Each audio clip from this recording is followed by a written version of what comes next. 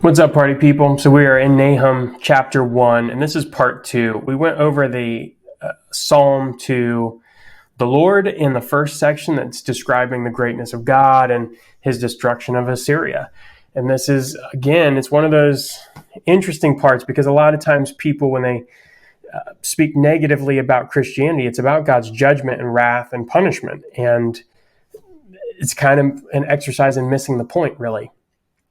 But it's important for us to be able to articulate, what that looks like. And not only that, but to understand it for yourself. This idea, when I was going through Zephaniah, the day of the Lord is like a huge theme in Zephaniah. And the thing that kept striking me was that when we give our life to Jesus Christ, it's usually not in good times. Usually, the people that I know that have given their life to Jesus Christ fully admit their sin, culpability, responsibility for the evil and wickedness and horrible condition of their life. That's just a fact. So given that we are the ones that sin and that are dealing with the consequences of that, the fact that we are given a way out of that is just pure compassion. Here in Nahum, the judgment is on full display. And in fact, the next section here is verses 9 through 15 before we get into chapter 2. What do you plot against the Lord? He will make a complete end. Trouble will not rise up a second time. For they are like entangled thorns, like drunkards as they drink. They are consumed like stubble, fully dried. From you came one who plotted evil against the Lord, a worthless counselor. What do you plot against the Lord? He will make a complete end. Trouble will not rise up a second time. He's saying that your time is over. You're going to be destroyed. You're worthless like entangled thorns or a drunkard. You're going to be consumed like fully dried chaff. Pretty straightforward. They have rebelled against God and they're going to be destroyed. The consequences of their action have come to fruition. And it goes back and forth from that to, thus says the Lord, though they are at full strength and many, they will be cut down and pass away. Though I have afflicted you, I will afflict you no more. And now I will break his yoke from off you, and I will burst your bonds apart. So we have this, consequences of rebellion is destruction. And then we have this, freedom language of being freed from affliction. Okay? The Lord has given commandment about you. No more shall your name be perpetuated. From the house of your gods I will cut off the carved image and the metal image. I will make your grave, for you are vile. You are vile. You've worshipped other gods and idols. You've idolized things that you haven't. I think this is interesting because no more shall your name be perpetuated. Assyria was a very violent place, and they were very conquesting. They went on a lot of conquests, and they conquered a lot of areas, and they were very, very violent people. And there was a lot of raping and pillage and murder and flaying people alive and just real nasty stuff. Assyria was known for that. And the Lord has given commandment here. He said, nope, you've worshipped these idols, and I'm going to cut you down. I'm going to make your grave, for you've become vile following idols. I think that's something that a key point of this section. Behold upon the mountains the feet of him who brings good news, who publishes peace. Keep your feasts, O Judah, fulfill your vows, for never again shall the worthless pass through you. He is utterly cut off. I think it's important to note that there's good news. The feet of him who brings good news that's a powerful image. Keep your feasts, O Judah, fulfill your vows. Remember who you are. The feasts for Israel were commemorative. When they kept the feast, they were reminding themselves of their history and their place and their covenants with God. Almost like, it's just like any religious observance. Fulfill your vows. Hold up your end of the bargain here. Make sure that you're repenting, offering sacrifices, all these things.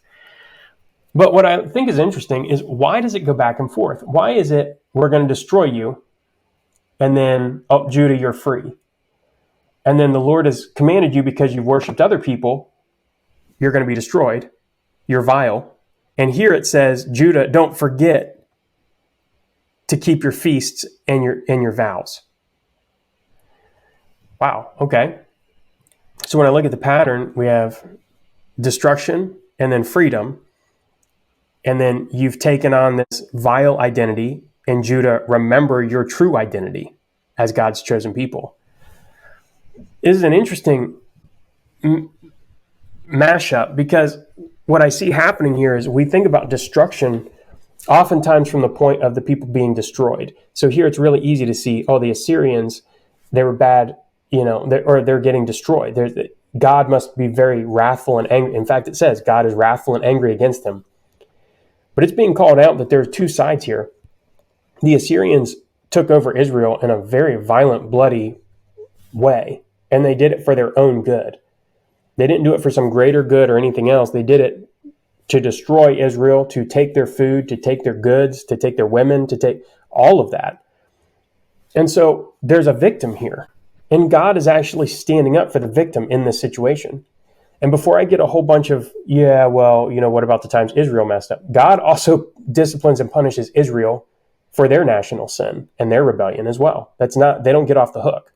But in this point in time, that's what's happening. God is punishing the enemies of Judah. And so we get a picture that true justice is liberating for the victims, not for the criminal. That should be 101, but we see this all the time now with social justice issues where people are decrying that criminals aren't receiving justice.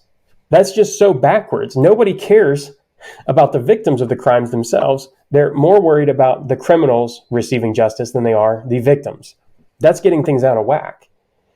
So the Lord is saying, do things the right way. The Lord has called them out for going after idols and getting things out of whack. Instead of worshiping a living God, they're worshiping man-made images. They're such as social justice. I think social justice is one of the biggest idols of our time.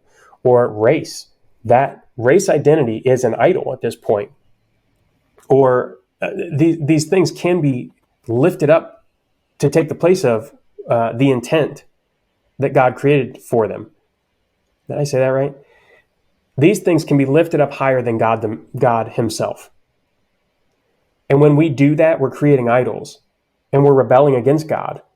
We're not recognizing God's proper way to deal with racism or justice, or we're not dealing with it the proper way. And it matters. If there's one theme throughout the Bible, it matters how you deal with it just as much as that you deal with it. And so again, it's saying you have put other things before God. And so it goes on to say, Judah, don't put other things before God. Remember who you are. Keep your feasts. Fulfill your vows. Be faithful to God like God is going to be faithful to his promises. God is faithful to his promises of compassion. And he's also faithful to bless people that follow the right way to do things, that are trying to do what they can to bring about God's created order. And he's also faithful in his curses. And here we see that he's saying there's punishment for people that do not rebel. I think that this is more on display for nations and individuals and people in certain circumstances rather than others.